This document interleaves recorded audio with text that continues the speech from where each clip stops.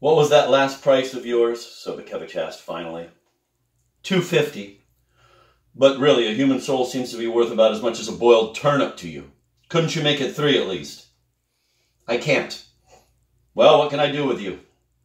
All right, I'm losing money on it, but that's my stupid nature. I can't forego making other people happy. And I suppose we'll have to draw up a purchase deed so that everything is legal? Of course.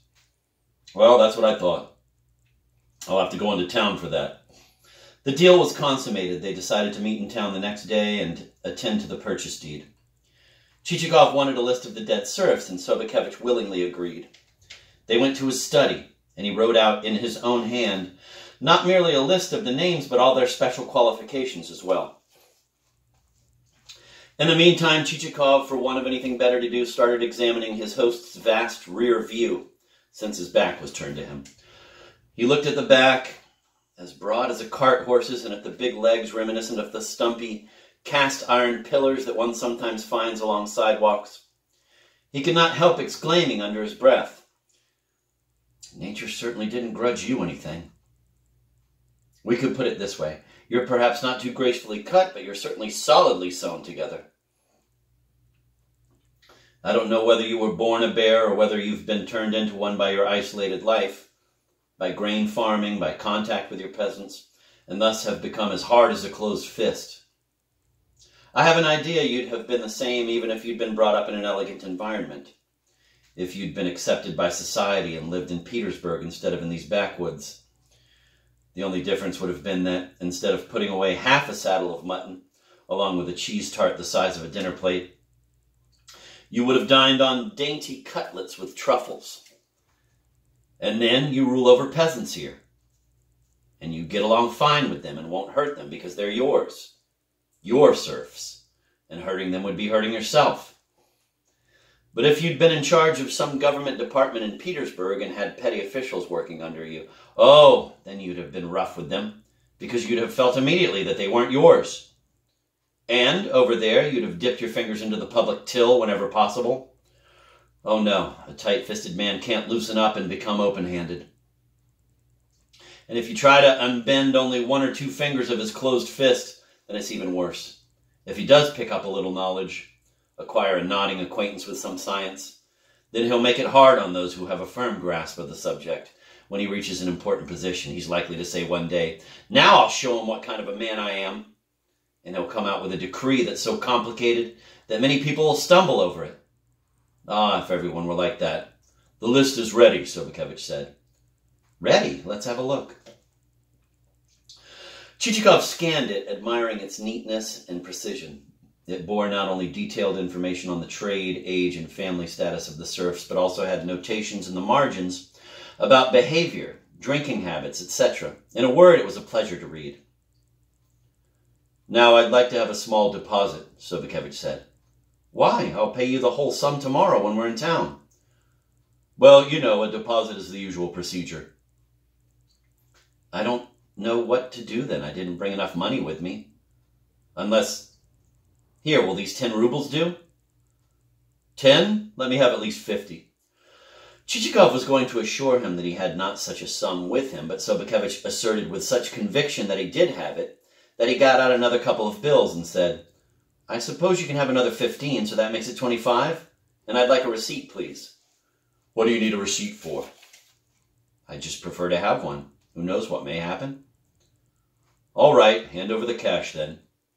The money? You've seen it. Here, I have it in my hand. The minute you make out the receipt, I'll give it to you. Wait a minute. How can I make out a receipt without having the money in front of me? Chichikov let go of the bills. Sobakevich placed the fingers of his left hand on them, while he wrote on a sheet of paper with his right hand that he had received 25 rubles in government bills as a deposit on the sale of serfs listed in the last census. When he had finished writing, he again examined the bills. Look at this bill. It's old and all crumpled, he said, looking at the banknotes again in the light. It's even a bit torn. But between friends, we can disregard that. What an avaricious dog, Chichikov thought, and a low-down bastard to boot. Are you interested in souls of the female sex? Sobakevich inquired. No, thanks. I could have sold them to you cheap. What about a ruble apiece? No, thanks, I can't use any of the female sex. Well, if you can't use any, there's nothing more to be said. Everybody's entitled to his own taste. One likes the priest, while another prefers his wife, as the saying goes.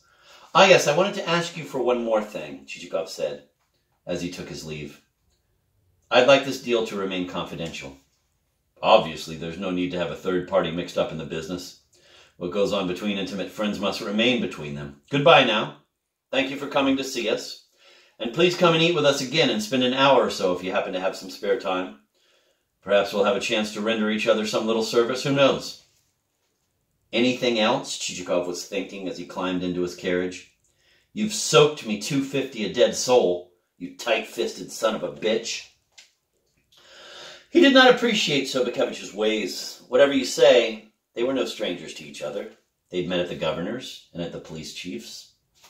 And after that, Sobakevich had treated him like any man off the street, charged so much for such trash. As the carriage drove out of the gate, he saw that Sobakevich remained standing outside his house, apparently watching to see which way his guest would go. The low bastard is still standing there, he muttered, and ordered Selifan to drive behind the peasant's hut so that the carriage would pass out of Sobokevich's sight. He was anxious to drop in on Plushkin, whose peasants were dropping like flies. But he didn't want Sobakevich to know it. When he had reached the end of the village, Chichikov called out to a peasant who had found a huge log somewhere and was dragging it home like a tireless ant. Hey, Whiskers, tell me, how can we get from here to Plushkin's without going by the master's house? The peasant seemed puzzled by this question. Well, don't you know? No, sir, I don't. Look at that, your hair is white already. And you want me to believe that you don't know Plushkin? The miser, the landowner who gives his people so little to eat? Ah, you mean that patched up beep? The peasant cried, relieved. The noun he used with the adjective patched up was very apt, but we cannot reproduce it in this polite narrative. Just how fitting it was can be gathered from the fact that long after the peasant had disappeared from sight, a smile kept returning to Chichikov's features. For the Russian people are good at using strong language, and when they apply an epithet to a man, it sticks with him wherever he goes. Even if it's to Petersburg, it will follow him into retirement, to the ends of the earth, and it will remain with his descendants, and after that, do what you wish. Establish a family tree for yourself, proving that you descend from an old princely family. Nothing will help you. The nickname will crow by itself and reveal the secret of where the bird really comes from. An apt word is just like a sealed document, like something hewn with an axe. And believe me, the words that come out of the heart of Russia are very apt. There are no German or Finnish or other foreign tribes there, but the pure Russian wit who does not have to fiddle in his pocket to come out with the right word, a wit who doesn't have to sit on a word like a hen on her eggs, but hatches it immediately and makes it a passport that the subject will have to carry with him as long as he lives, in which there is no point in describing the kind of nose he has or the shape of his lips, because all his characteristics are there in the one word. Just as there are innumerable churches, cupolas, crosses, and monasteries scattered all over Holy Russia, so there are innumerable motley tribes, nations, and peoples crowding and rushing around on the face of the earth.